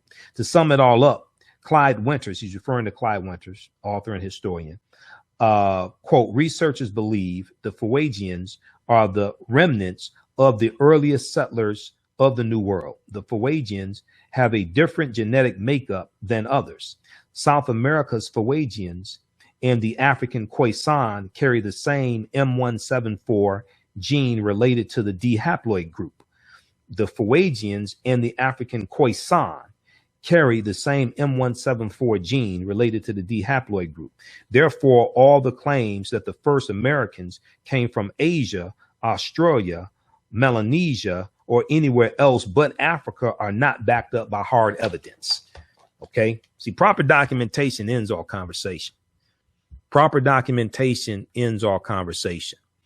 The Moors were Arabs. Arab is a tricky term. The Moors in general were black African people. The Moors in general were black African people. All Arabs were not. To be Arab, you had to have African blood, but not all Arabs were classified as Moors. And actually, if you read Golden Age of the Moor, edited by Dr. Ivy Van Sertima, you read the essay by Dr. Jose Pimenta Bay, the Arabs referred to the Moors as Berbers, Berbers. Arabs referred to the Moors as Berbers. Arabs were not necessarily Moors. Okay, Arab and Moor are not the same thing, no. Okay, so when he deals with Captain John Smith and Black Indians, page 65 of the First Americans Were Africans documented evidence. This is why I have a problem with the slave-themed movies and slave-themed TV shows, because this type of information is not dealt with. In 1607, the Englishman Captain John Smith built the first permanent Caucasian settlement or European settlement in North America in Jamestown, Virginia. While building the settlement, Smith, now this is in modern times. We know the Vikings, Leif Erikson and things like this. We know the Vikings are going to be in North America. They're going to be in Greenland and Newfoundland, things like this. But we're talking about that's 1000 AD, around that time. We're talking about dealing with the English colonies. We know that the Spanish are going to be in the area we call the United States in the 1500s, because the Spanish are taking Africans into the territory we today call South Carolina in the 1520s. They're taking enslaved Africans into South Carolina, what today we call South Carolina, in that area in the 1520s. This is almost 100 years before Jamestown, Virginia, and about 100 years before August 20th, 1619, when we were told that the first Africans came to this land, but they were already in the English colonies. They were already all throughout this land. Okay. So while building the settlement, Captain John Smith made contact with the Powhatan tribe, Powhatan, the Powhatan tribe. Okay. The Powhatan tribe. The Powhatans were part of the Algonquin speakers, who were the largest group of Indians in Virginia as late as the time Captain John Smith arrived. Now, the Algonquins were African people also, but they were classified as Native Americans. There were more than 10,000 Algonquin in Virginia alone before the colonists arrived. There were more than 10,000 Algonquin in Virginia alone before the colonists arrived. Quote, Europeans called the Delaware Indians Redskins because of their reddish natural complexion and the vermilion makeup they were fond of and decorated their bodies, end quote. Therefore, they were unfortunately called Redskins and sometimes called Red Devils by the European settlers, also referring to their skin tone. In 1607 AD, or Common Era, Captain John Smith described the chief of the Powhatan Indian tribe. He said, quote, Powhatan more like a devil than a man, with some 200 more as black as himself, M-O-R-E. Powhatan more like a devil than a man, with some 200 more as black as himself. When Captain John Smith described the chief indirectly saying his braids were as black as he was, it is logical to assume that he too was black. When Captain John Smith described the Powhatan as devils and black, he was referring to skin tone. Clyde Winters agrees, saying, quote, early Americans would certainly be able to tell the difference between paint and complexion. In any case, whether the Powhatans were black at that late date or not does not change the fact that the first Americans were Africans. These first Americans remained black complexioned until 3000 BC, when the first Asians entered and began to mix blood with the Proto-American Africans. But you're going to have some Africans that still stay black African, because not all of them that still stay black, because not all of them intermixed with Asians. Okay, read page 65 and 66 of the first Americans were Africans, documented evidence by Dr. David Imhotep. Okay. Now, Anthony on Facebook said, my biggest issue is preserving the black family. That's a huge portion of our community involved in destroying black love and promoting swirling. Well, first, we have to understand our history. Before you deal with preserving something, you have to understand the value of what it is you're trying to preserve. You only preserve something that you perceive has value. This is why people walk by pennies laying on the ground and don't pick them up, because they don't perceive pennies to have value. But they'll pick up a dollar bill, and if there's $100 bill on the ground, there may be a fight, because they perceive the $100 bill has value. Okay, they don't perceive the penny has value, so most people walk by a penny, don't pick it up. So before we have to understand why something has to be preserved, or deal with preserving something, we first have to understand the value that the thing has that you're trying to preserve. To understand that value, you have to understand the history. Okay? Your thoughts create feelings, your feelings create actions and behaviors, your actions and behaviors create results. And what you do for yourself, what you do to yourself, and what you allow other people to do to you is based upon what you think about yourself. What you do for yourself, what you do to yourself, and what you allow other people to do to you is based upon what you think about yourself. What you think about yourself is based upon what you have been taught about yourself. What you have been taught about yourself is based upon everything you've read, heard, and seen about yourself. Okay. All right. How's everybody doing? Share this broadcast on your own Facebook page. Invite your friends to tune in. Who needs me to post a link again so you can register for our online class? We're teaching the session on Monday, June 5th, this evening, actually, 7 p.m. to 8:30 p.m. Class is Ancient Kemet, the Moors, and the Maafa, Understanding the Transatlantic Slave Trade, what they didn't teach you in school. Ancient Kemet, the Moors, and the Maafa, Understanding the Transatlantic Slave Trade, what they didn't teach you in school. Okay. So if you need me to post a link for that course again, so you could register, let me know. We'll post it. The full course is only $40. It's a 6-week, 12-hour course. Normally meets on Fridays, but I have to do this session on Monday because this past Friday we had so much to cover. I couldn't get everything dealt with because we had to talk about Hannibal Barca, and we talk about some other things also. For the Monday class. All the sessions are recorded. If you miss anything, you can go back and watch it over and over again. All the sessions are recorded. So as soon as you register, you can watch the first 4 weeks of class, and the information is going to blow you away. We deal with thousands of years of African history. We deal with the transatlantic slave trade chronologically. Okay. So you can't deal with it as an episode in history. You have to deal with thousands of years of history that lead up to it happening. Deal with the fact that the African people were here in this land we call the United States of America tens of thousands of years before Europeans even got here.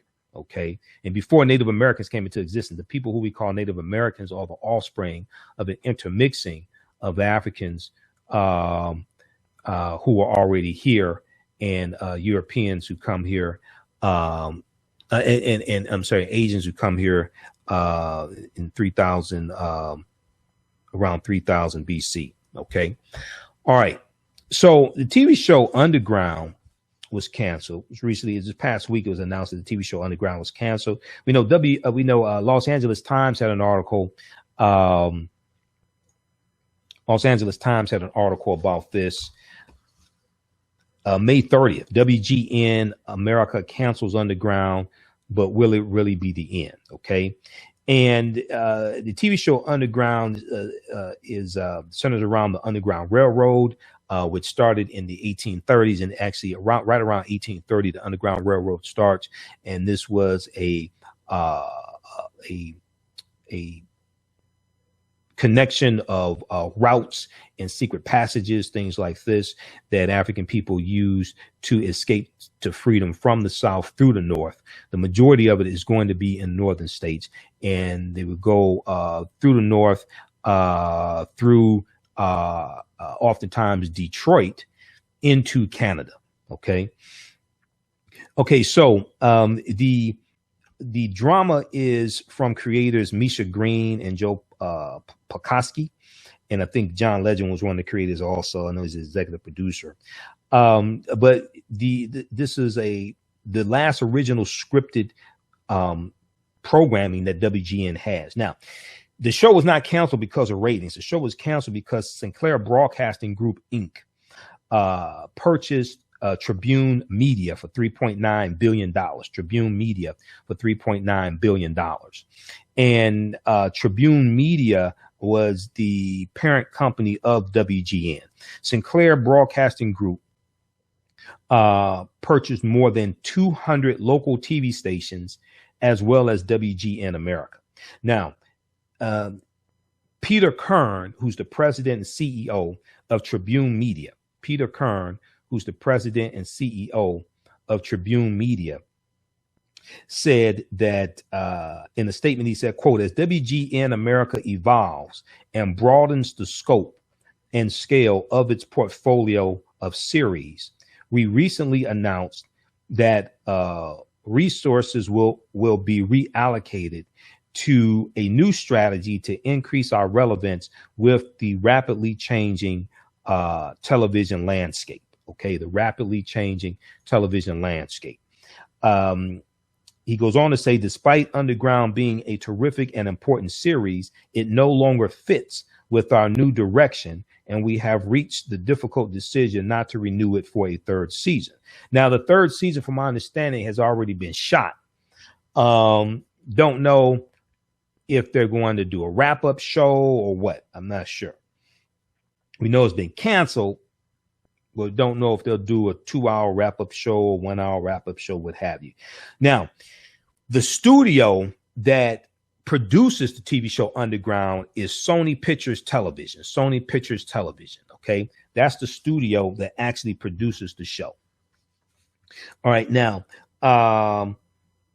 and it said that they're trying to find a new home for it, as well as John Legend. They're trying to find a new home for the TV show Underground. All right.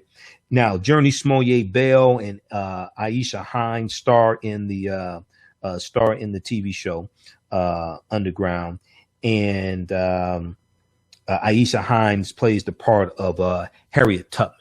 Okay. Now, people who know me, they've seen some of my presentations before. They've heard me when I used to guest host the Roland Martin radio show, when Roland Martin used to do his radio show.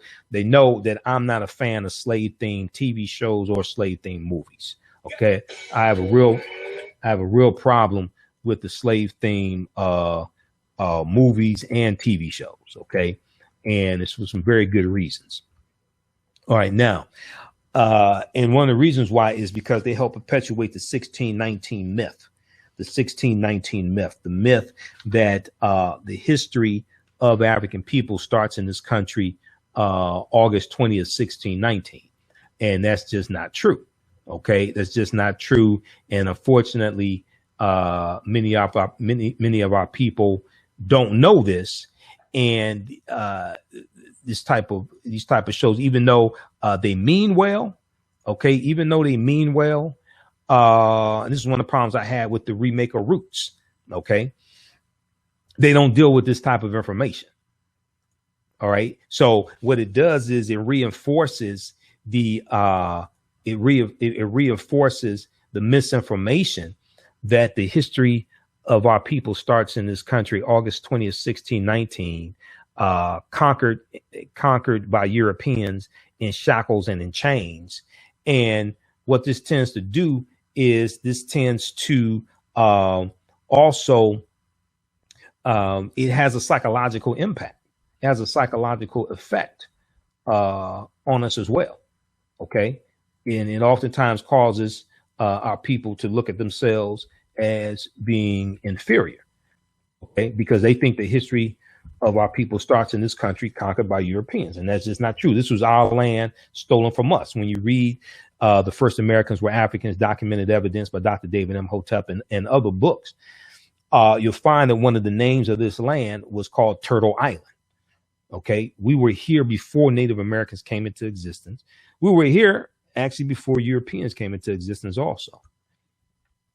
Okay. So, this is why this type of information is so important. All right. Now, let me go to, let me bring this up. Okay. Here we go. Let's bring the screen share back up. And I know some of the people watch the TV show Empire. I deal with, as some people try to make the comparison to Jews and Holocaust films and things like this. Well, there's a big difference. First of all, the oppression of Jews has ended. For the most part, the oppression of Jews has ended. The oppression of African people never ended in this country. The oppression of African people in this country never ended. Okay, so that's not an accurate comparison. All right, here, just a second. I'm trying to move this to the next screen. Okay. All right. So that's not even an accurate comparison. Okay, so John Legend is a creator of the series also. TheRoot.com had an article from last week, Tuesday. Underground is canceled after just 2 seasons. Underground is canceled after just 2 seasons. Now, John Legend tweeted about this, or he posted on social media. He said they're trying to find a new home. Some people recommended the OWN network, things like this. But John Legend said that, first of all, he's an executive producer of the show. He tweeted about the cancellation last week, Tuesday, saying that WGN had been bought by a new company and was going in a different direction, but that Underground would find a new home. He said, quote, "Content wins. We're not reliant on a particular network to make great content. We're so proud of our show and the audience that support it. Be wary of Sinclair Broadcasting Group, Inc." He said they're trying to make local stations mini Fox Newses, but more to the right. Okay, so Sinclair is a Sinclair Broadcasting Group is a conservative media network. Is a conservative media company, conservative media network. Okay, and what he's saying is that they're trying to have all these over 200 radio stations that 200 TV stations that are moving more to the right, which is not good news for African Americans.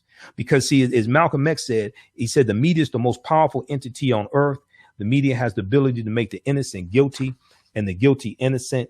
And that's power because they control the minds of the masses. The media is the most powerful entity on earth. They have the ability to make the innocent guilty and the guilty innocent. And that's power because they control the minds of the masses. All right. So this is why having control of African-American media is so important. So we can inform our people, get information out, but also it's important to have African Americans in white controlled media as well, on CNN, MSNBC, things like this, because you need people to get the truth out about African American issues, because the TV shows that people watch, the news program, especially cable news, impacts how people think, feel, act, and behave. It impacts how people vote. It impacts policies they support, candidates they support, etc. And Donald Trump would not have won if it had not been for the Fox News Network. The Fox News Network was instrumental in helping Donald Trump win. Voter suppression played a huge part. Russian hacking, FBI Director James Comey bringing up Hillary Clinton's emails 11 days before the election. That played a part. But the Fox News Network was huge. Okay. And the reason why was because that was the number one network that most of Donald Trump supporters got their news from. Okay, and there was a study that came out that talked about this also. Salon.com had this article. This dealt with how Fox News helped Donald Trump voters get their news. How Fox News helped Donald. Trump's voters got their news primarily from Fox. Okay, how many people have read this article? This is extremely important for you to understand the propaganda of the media and why media is so important. I've been studying media for 25 years. Okay, how Fox News helped Donald. Trump's voters got their news primarily from Fox. Let me see how are we on time. Okay, we have 10 minutes left in this broadcast. A new poll. Now, this article is from January 19th, 2017. January 19th, 2017. A new poll found that while Donald Trump voters overwhelmingly preferred Fox News over other media sources, Clinton voters received their information from a wide range of sources. So the Fox News network, the cable news network, that is a white supremacist network, okay, that's totally anti-African, totally anti-African American. It's against Black Lives Matter. They're a propaganda network founded by Roger Ailes, who just died a couple months ago. Thank God, 77 years old.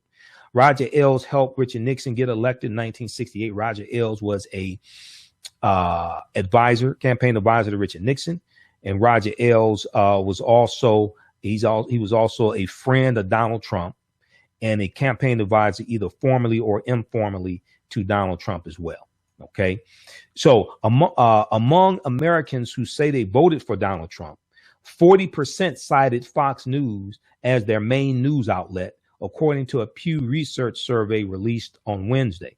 Every other outlet was in single digits. CNN, subject of Donald Trump's Twitter screeds, influenced 8% of Donald Trump's voters. Facebook influenced 7% of his voters. NBC had 6%. Local television stations had 5%. ABC, CBS, and local radio tied at 3%. But the Fox News network, Americans who voted for Donald Trump, 40% cited Fox News as their main news outlet. So 40% of Donald Trump supporters said that the Fox News network was their main news outlet, which is why most of them sound so ignorant, because they're being fed a bunch of lies from Fox News and they don't go fact check this information. This is why they sound so ignorant, many of them. Okay, so we just posted that article. Check that out. All right. Okay, now. Okay, so let's continue here. So Stephen Biko, one of our great South African freedom fighters, he said that the most potent weapon in the hands of the oppressor is the mind of the oppressed. The most potent weapon in the hand of the oppressor is the mind of the oppressed. All right. Now, I've talked about the problem with slave-themed movies in the past. And yes, slavery is part of our history, but it's not the only part of our history. And what happens is when you have like the remake of Roots, when you have the 7 slave-themed movies that came out in 2013, like 12 Years a Slave, the African presence in this country prior to the transatlantic slave trade is never dealt with. Okay, so the fundamental problem, in my notes here, I say the fundamental problem that I have with slave movies and slave TV shows is that the history of African people in the United States of America did not start in a conquered state with us in bondage. This was our land called Turtle Island by some, and 2.3 billion acres of land was stolen from indigenous African people and Native Americans. Yes, slavery happened, but what about the 50 years of history of African people being in the land we call the United States of America prior to 1619, or prior to the 1520s for that matter, when the Spanish are taking Africans into the area we call South Carolina? Where are the movies and TV shows about that history? Maybe they keep showing slave movies to keep African Americans operating within the circumference of a slave mentality, because you have to understand power is the ability to define and shape reality and have other people accept your definition of reality as if it were their own. What happens when the first people on earth, the first people in this land, are lied to by the powers that be and taught that they were originally brought here as enslaved African people. They don't know that this was their land stolen from them. They are the indigenous people of this land. Okay, yes, the transatlantic slave trade happened, but there were millions of African people already here in North, Central, and South America, but especially in the land we call the United States of America. There were already millions of us here before the transatlantic slave trade started. Slavery is usually dealt with in these movies episodically and not chronologically. The problem is that they are talking about slavery, but it's the way that the problem is not that they are talking about slavery, but it's the way that it's being presented to the exclusion of the fact that the first Americans were African people. And I do a series called Empire Strikes Black, the propaganda of the media, as well as the media's deliberate destruction of the African American family. And I deal with how, because I've been studying media for 25 years and negative stereotypes and the history of African American media also. I've been studying.